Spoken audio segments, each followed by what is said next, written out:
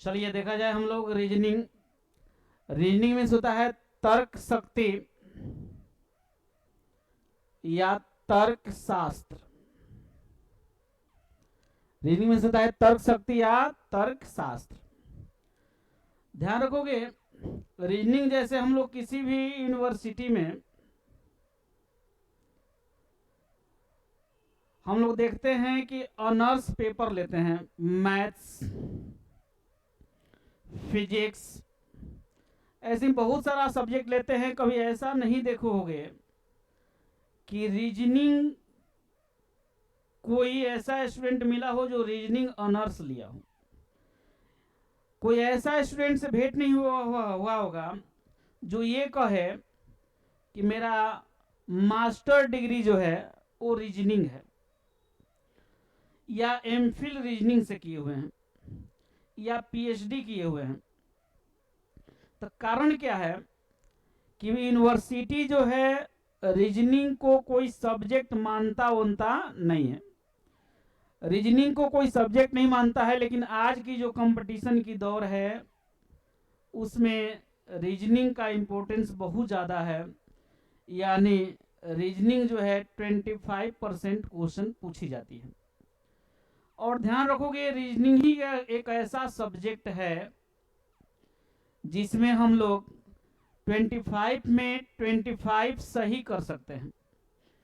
इसका मतलब ये है कि इसको छोड़ के कोई दूसरा ऐसा सब्जेक्ट कोई भी नहीं है जिसमें हम लोग इतना ज़्यादा स्कोरिंग कर लें।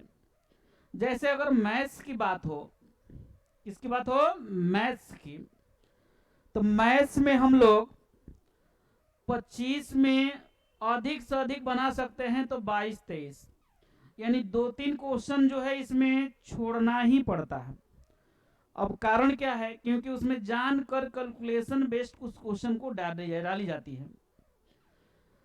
और जीके जीएस खास करके देखा जाए तो जीके जीएस का तो था है पता नहीं है कि कहां से क्या पूछा जाएगा।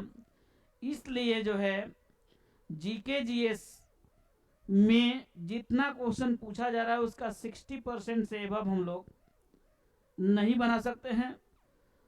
इसका मतलब यह है कि इतना सिमिलर इसमें ऑप्शन रहता है कि 60% से एबव अगर क्वेश्चन अगर हम कोशिश करें बनाने का तो कंफ्यूजन आ जाता है ऑप्शन में।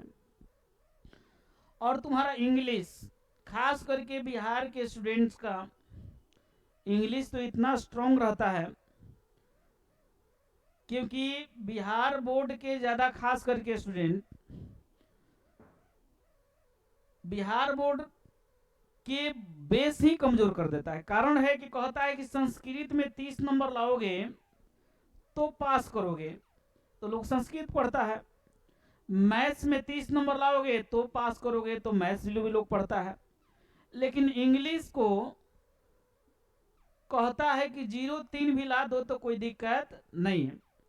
इसका मतलब ये है कि बचपने से अंग्रेजी का बेस ही कमजोर कर दिया। अब सोचा जाए कि इंग्लिश मेरा 100% सही होगा तो अब संभव नहीं है, फिर भी हम लोग को रिजल्ट देना है। इसका मतलब अब हिंदी इंग्लिश जो है सिर्फ पासिंग के लिए रखना है। किसके लिए रखना है? सिर्फ पासिंग के लिए। इसका मतलब ये है कि हमें एक रणनीति बनाकर रिजल्ट के दायरे में आना है। बिना रणनीति का रिजल्ट होने वाला नहीं है। जैसे बिना रणनीति का हम लोग बॉर्डर पे लड़ाई जीत नहीं सकते हैं, सेम वैसे ही बिना रणनीति का हम लोग जो है कोई भी कंपटीशन को फेस नहीं कर सकते। तो वैसे ही जो है रणनीति बनाकर हम लोगों को काम करना होगा। यानी कहने का मतलब ये है कि हमें जिस सब्जेक्ट से ज़्यादा क्वेश्चन पूछी जा रही है उसको ज़्यादा केयर करना है। तो ध्यान रखोगे, यानी जिससे ज़्यादा बन जाए, तो ध्यान रखना सबसे ज़्यादा तो रीजनिंग ही बन सकता है। उसे थोड़ा सा कम अगर कर दें तो मैथ्स, थोड़ा सा और कम जीके जीएस, और सबसे कम इंग्लिश। जैसे खाना में हम लोग सबसे ज़्यादा क्या खाते हैं? चावल। क्या खाते हैं? चावल। इसका मतलब ये है कि कोई ऐसा भी स्टूडेंट है क्या या कोई भी ऐसा भी व्यक्ति है का जो कहे कि चटनी 1 किलो चाट के हम मेरा पेट भर गया? इसका मतलब कि चावल ही हम लोग ज़्यादा खाते हैं। इसका मतलब रीजनिंग समझो कि एक तरह का राइस है, चावल है। मैस थोड़ा सा चावल से कम, यानी दाल जो है वो मैस है। जीके जीएस जो है वेजिटेबल है, यानी सब्जी है। और चटनी जो है अंग्रेजी है, यानी सिर्फ चाट कर निकल जाना है। यानी कहने का मतलब ये है कि सिर्फ और सिर्फ हमें इंग्लिश सिर्फ उतना ही करना है कि ताकि हम पास कर जाएं। मतलब ये चटनी टाइप का सिर्फ चाट के निकल लेना है। और इस फॉर्मेट में अगर काम किया जाए तो रिजल्ट संभव है और होता रहता है। तो ध्यान रखोगे, इस फॉर्मेट में हम लोग को काम करना होगा। तो चलो हम लोग देखें रीजनिंग को।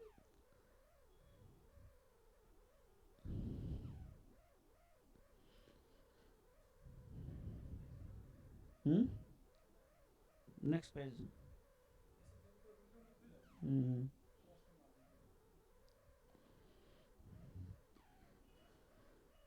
चलिए देखा जाए रीजनिंग को।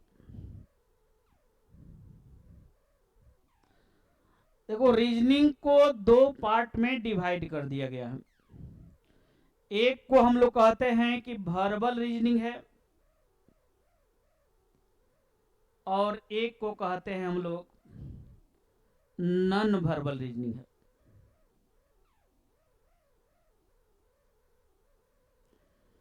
चलो हम लोग देखें किसको वर्बल और किसको नॉन वर्बल कहते हैं। तो ध्यान रखना, वैसा रीजनिंग जो स्टेटमेंट बेस्ड हो, स्टेटमेंट बेस्ड हो, उसको हम लोग कहते हैं कि वर्बल रीजनिंग है। और वैसा रीजनिंग जो फिगर बेस्ड हो, फिगर बेस्ड, उसको कहते हैं नॉन वर्बल रीजनिंग है।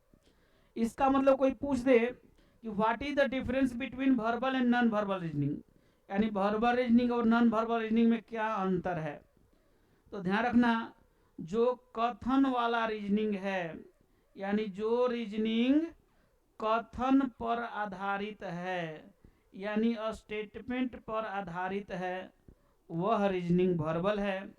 और जो आकृति पर आधारित है, आकृति पर आधारित है, वह रीजनिंग नॉन वर्बल है। यानी वर्बल और नॉन वर्बल में अंतर ये है कि जो कथन पर आधारित वो वर्बल, आ जो फिगर पर आधारित हो नॉन वर्बल। तो चलो हम लोग आगे देखते हैं नॉन वर्बल के बारे में। देखा जाए नॉन वर्बल, यानी नॉन वर्बल के अंतर्गत मेरा कौन कौन टॉपिक आता है। तो देखो, नॉन वर्बल के अंतर्गत आता है सीरीज, आता है एनालॉजी, क्लासिफिकेशन, क्लासिफिकेशन, इसके अलावा आता है पेपर कटिंग, पेपर कटिंग, आता है पेपर फोल्डिंग, पेपर फोल्डिंग, आता है वाटर इमेज, वाटर इमेज, और आता है मिरर इमेज। चलिए देखा जाए सीरीज।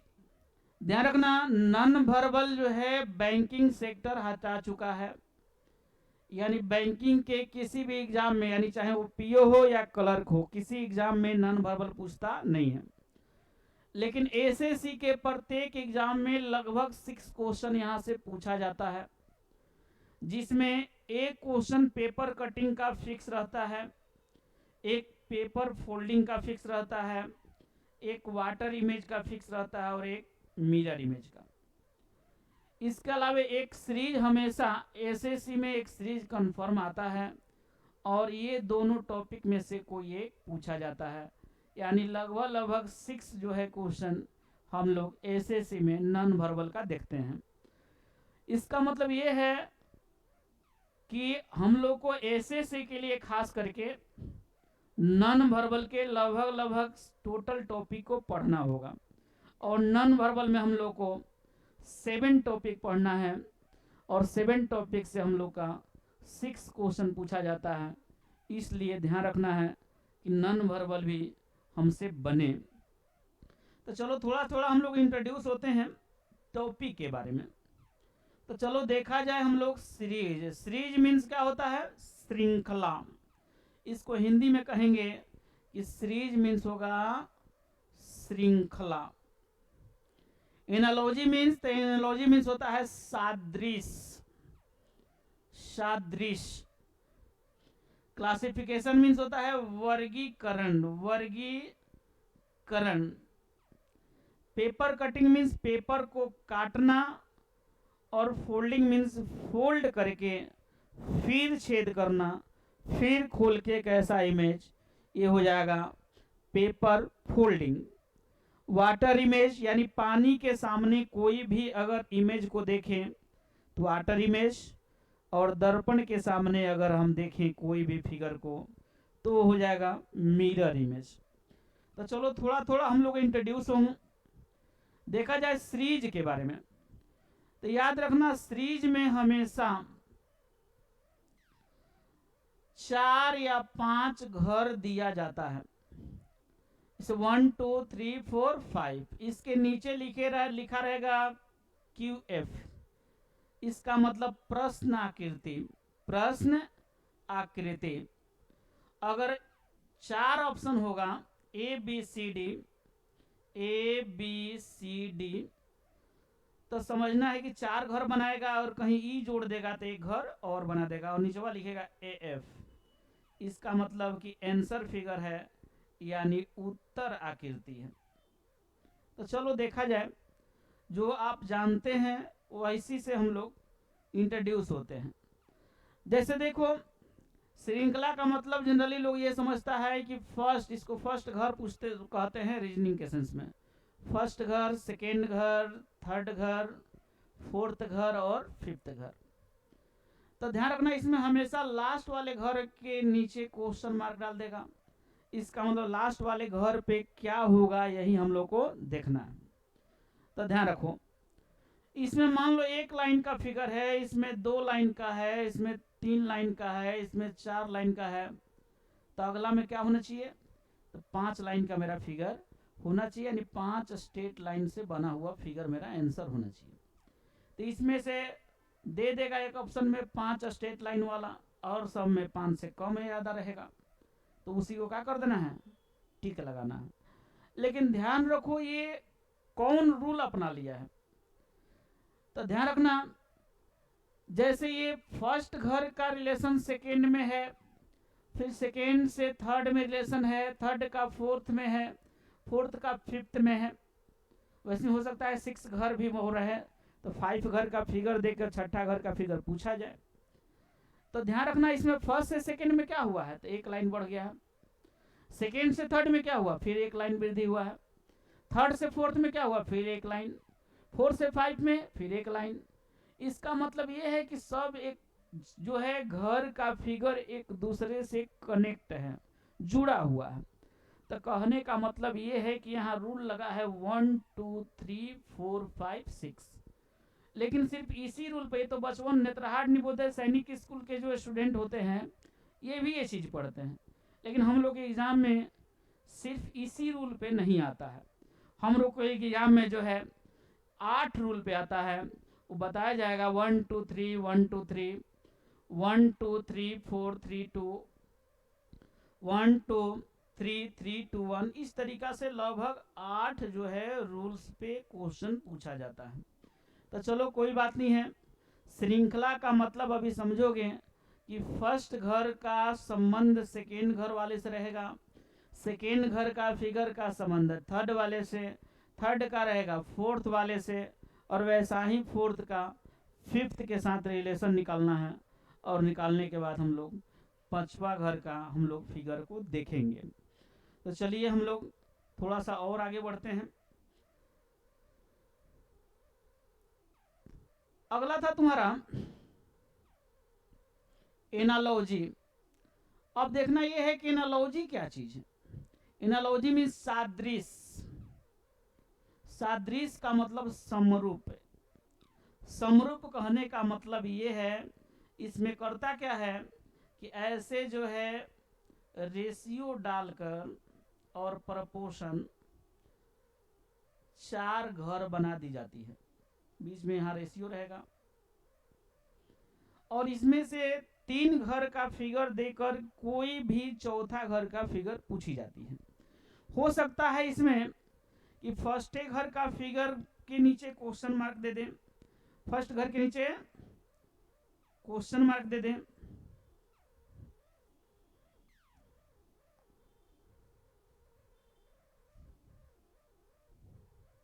क्या हो गया,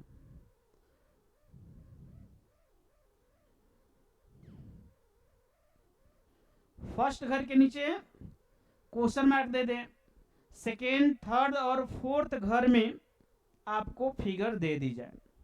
जैसे मान लो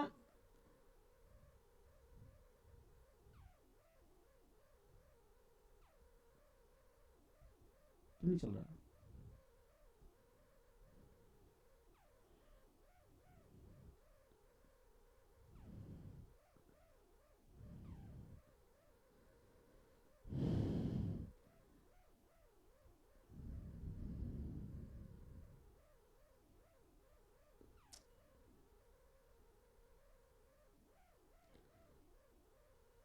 चलिए देखा जाए एनालॉजी को।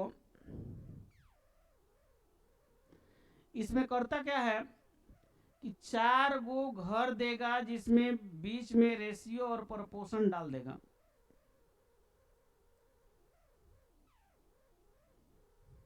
ध्यान रखोगे, इसमें किसी भी घर के नीचे क्वेश्चन मार्क दिया जा सकता है। हो सकता है फर्स्ट घर के नीचे क्वेश्चन मार्क दे दे, हो सकता है लास्ट घर के नीचे क्वेश्चन मार्क दे दे, हो सकता है सेकेंड में दे दे, थर्ड में दे दे, किसी में भी दिया जा सकता है। अब ध्यान रखोगे, जैसे मान लो यहाँ एक त्रिभुज है और उसके नीचे एक चतुर्भुज डाल दिया, और सेकेंड वाले में त्रिभुज के नीचे, त्रिभुज के अंदर में चतुर्भुज डाल दिया, और एक मान लो यहाँ पर सर्कल है और एक स्टार है, तब यहाँ पर फिगर पूछ देगा। तो यहाँ देख रहे हम लोग, ये फर्स्ट घर है, ये सेकंड घर है, ये थर्ड है और ये फोर्थ है। तो फर्स्ट का जैसा संबंध सेकंड से, सेम वैसा ही संबंध थर्ड का फोर्थ के साथ देखना है। इसमें जो है सेकंड और थर्ड के बीच का कोई रिलेशन नहीं हो, जब भी होगा तो फर्स्ट सेकंड के साथ होगा, और वैसा ही संबंध जो है हम लोग को थर्ड का फोर्थ के साथ देना है। तो देखो, तो इसमें सेकेंड और थर्ड के बीच का कोई रिलेशन नहीं है। तो देखो, तो फर्स्ट को सेकेंड के साथ क्या हुआ है, तो देख रहे हैं कि जो नीचे वाला फिगर है ऊपर वाला फिगर के अंदर चला गया, यानी टॉप वाला फिगर के अंदर में बॉटम वाला फिगर चला गया है। सेम चीज जस्ट यहाँ होगा, यानी सर्कल के अंदर क्या होगा, एक स्टार हो जाएगा। यही तुम्हारा आंसर हो जाएगा। इसका मतलब ये है कि जैसे फर्स्ट का सेकेंड से रिलेशन है, सेम रिलेशन थर्ड का फोर्थ के साथ देना है। ये हो गया तुम्हारा एनालॉजी। नेक्स्ट है तुम्हारा क्लासिफिकेशन। क्लासिफिकेशन क्या चीज है, तो ध्यान रखोगे, क्लासिफिकेशन को हम लोग कहते हैं वर्गीकरण। और वर्गीकरण कहने का मतलब ये है कि 5 तुम्हारे पास क्वेश्चन फिगर में 5 घर में फिगर दे दी जाएगी। कितना घर में, 5, और इसमें से एक घर में फिगर जो भी होगा वो 5 से अलग रहेगा, यानी डिफरेंस रहेगा, यानी ऑड रहेगा, उसी को हमें ढूंढना है। जैसे ये तुम्हारे पास 5 फिगर दे दिया गया है, इसमें से सबसे अलग कौन है, सबसे डिफरेंस कौन है, सबसे ऑड कौन है, विषम कौन है, उसी को ढूंढना है। तो ध्यान रखोगे, अगर इसके बारे में देखा जाए तो ज्यादा स्टूडेंट इसमें इन लोग मारेगा, क्योंकि कहेगा सब कि ये सब मैथमेटिकल फिगर है और ये अल्फाबेटिकल फिगर है। तो ध्यान रखोगे, एन तो देखने में हमको भी लग रहा है, लेकिन जो सेट करता है उसको एन जो है सही नहीं लगता। तो इसका मतलब ये है कि क्या हम लोग सोच रहे हैं उससे उसको कोई मतलब नहीं है। एग्जाम जो सेट कर रहा है उसको वो क्या सोच रहा है उसी के अनुसार हम लोग को सोचना है। तो ध्यान रखना, इसमें एन अगर मार दोगे तो अभी एक गलती हो जाएगा। अब कहोगे सर तर्क हम दे रहे हैं कि एन अल्फाबेट है और ये सब मैथमेटिकल फिगर है, तो तर्क तो देखने में ठीक लग रहा है, लेकिन फिर भी ये क्या है, रॉन्ग है। तो सेकेंड तर्क यहाँ अगर हम कह दें, देखो यहाँ तीन तीन तर्क काम कर रहा है। एक तो ये अल्फाबेट है, सब मैथमेटिकल है, ये भी ठीक लग रहा है। ये ओपन है और सब क्लोज्ड है, ये भी ठीक लग रहा है। और एक जो है ये सब सीधी रेखा से बना हुआ, स्ट्रेट लाइन से, और एक कर्व्ड लाइन से बना हुआ है। तो ये जो है जब ही स्ट्रेट और कर्व्ड के बारे में सोच रहे हैं तो मेरा आंसर हो जाता है ओ या सर्कल, जो भी समझो। तो कहने का मतलब ये है कि यहाँ एन क्यों नहीं मार पाए, इसको ये क्यों सही हो गया। तो ध्यान से देखना है, ध्यान से देखना ये है कि मान लो कोई डूब रहा है, सिंपल चीज है, ध्यान दो। कोई डूब रहा है, उसको बचने के लिए अगर रखा जाए रेशम की रस्सी, रेशम की रस्सी, या हो उसका पेड़ की जड़, पेड़ की जड़, अगर नाव हो और तुम्हारा तिनका हो, बचने के लिए चार ऑप्शन दिया जाए, तो इसमें से अगर हमें देखा जाए कि कौन मेरा सही है उसके बारे में सोचना है। तो ध्यान रखोगे जैसे इसमें से अगर देखा जाए तो सब सही है, सबसे हम लोग कोशिश करेंगे तो बच सकते हैं, लेकिन सबसे ज्यादा किस में बचने की चांस है उसी को देखना है। जैसे मान लो बाराती में गए हो, तो बाराती में पूड़ी है और तुम्हारा बुनिया है, सब्जी है, पनीर है, ऐसे ही मसाला डोसा है, तो बताओ बुनिया पे कौन भीड़ लगाएगा, सब किधर जाएगा, पनीर के तरफ या मसाला डोसा की तरफ। अगर पिज्जा है तो पिज्जा की तरफ भागेगा।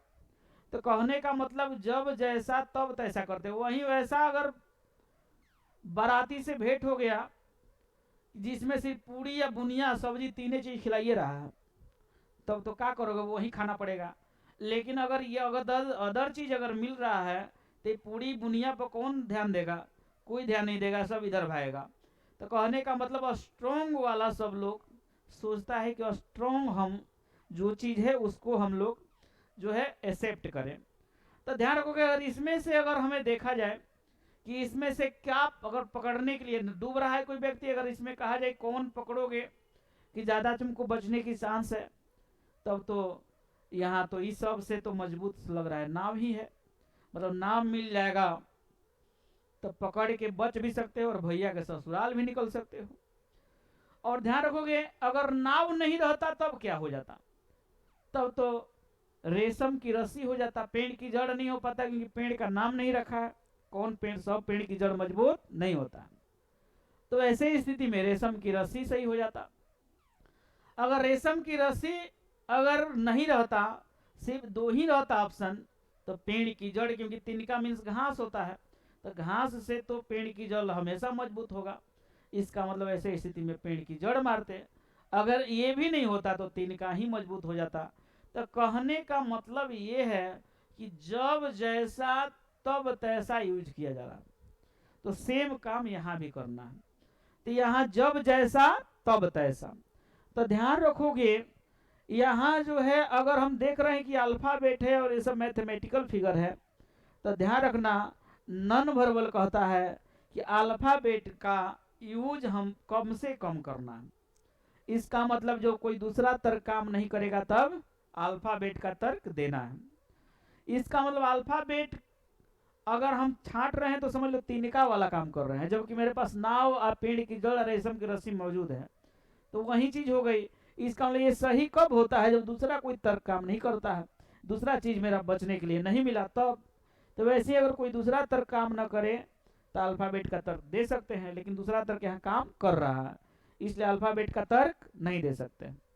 इसका मतलब तब तो दो चीज बन गया, एक हो गया कि यह स्ट्रेट लाइन से बना हुआ है, और ये सब स्ट्रेट लाइन से बना हुआ है, और ये जो है कर्व लाइन से बना हुआ है, ये तो टोटल स्ट्रेट लाइन से बना हुआ है।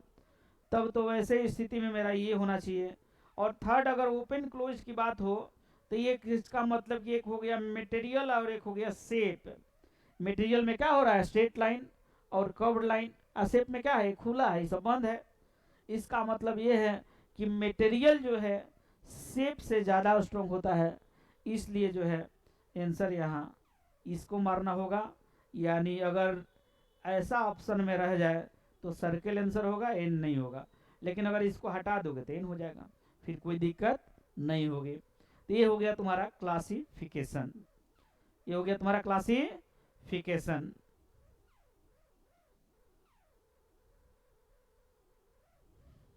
अब देखो नेक्स्ट है तुम्हारा पेपर कटिंग। पेपर कटिंग, अब देखना ये है कि पेपर कटिंग क्या चीज है और पेपर फोल्डिंग। बहुत स्टूडेंट ये नहीं समझ पाता है कि पेपर कटिंग क्या चीज है, फोल्डिंग क्या चीज है, किसको हम लोग कटिंग कहेंगे और किसको हम लोग फोल्डिंग कहेंगे। तो ध्यान रखना, जैसे मान लो कैसा पेपर है, मान लो ये पेपर है,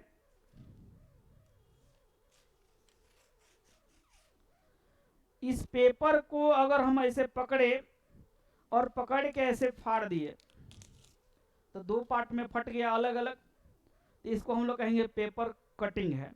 या इसको बहुत सारे पार्ट में अगर फाड़ दे रहे हैं तो ये तुम्हारा पेपर कटिंग हो गया। और पेपर फोल्डिंग का मतलब हुआ कि पेपर को ऐसे फोल्ड किया जाए, अच्छा से फोल्ड करने के बाद इसमें छेद किया जाए। इसमें क्या किया जाए, छेद, या इसका कोई भी पार्ट को काट दिया जाए। तो इसको खोलने पर कैसा इमेज बनेगा, ये हो गया पेपर फोल्डिंग। यानी फोल्डिंग का मतलब होता है पेपर को फोल्ड करके फिर छेद करना या काटना, उसके बाद खोलने पर कैसा इमेज बनेगा ये देखना, पेपर फोल्डिंग हो गया। तो दोनों में अंतर समझ गए सभी लोग। अब देखोगे नेक्स्ट है तुम्हारा वाटर इमेज। वाटर इमेज क्या होता है, तो वाटर के सामने जब हम लोग जाते हैं, पानी के सामने, तो उसमें जो इमेज बनता है उसी को हम लोग कहते हैं वाटर इमेज है। वो क्या है, वाटर इमेज। और पानी के और मिरर के सामने, दर्पण के सामने अगर हम लोग जाते हैं और उसमें जो इमेज बनता है उसको हम लोग कहते हैं मिरर इमेज, यानी दर्पण प्रतिबिंब। दर्पण प्रतिबिंब, इसका मतलब ये है कि अगर हम मिरर के सामने यानी दर्पण के सामने अगर हम लोग जाते हैं तो हम लोग का इमेज बनता है, तो उसको मिरर इमेज, और पानी के सामने जाएंगे मिरर अगर इमेज बनेगा तो वाटर इमेज। अब ध्यान रखोगे मिरर जो है इमेज जो बनाता है ये मिरर की स्थिति पर डिपेंड करता है। जैसे मान लो कोई ये फिगर है, कोई ये फिगर है और इसका मिरर इमेज पूछ दे, इसका मिरर इमेज बताओ क्या है, तो ध्यान रखना या तो मिरर नीचे लगा के पूछ सकता है, या मिरर को ऊपर लगा सकता है, या मिरर को लेफ्ट साइड लगा सकता है, या राइट साइड लगा सकता है। तो जब हम लोग ये टॉपिक पढ़ेंगे तो पूरे डिटेल से देखेंगे कि मिरर कहाँ लगेगा तो इमेज कैसा बनेगा। तो ये था हम लोग का जो है इंट्रोडक्शन पार्ट सिर्फ नॉन वर्बल का।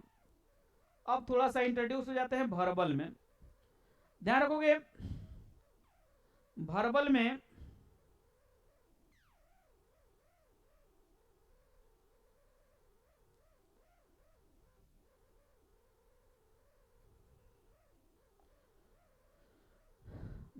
में हम लोग को लगभग 28 टॉपिक पढ़ना है।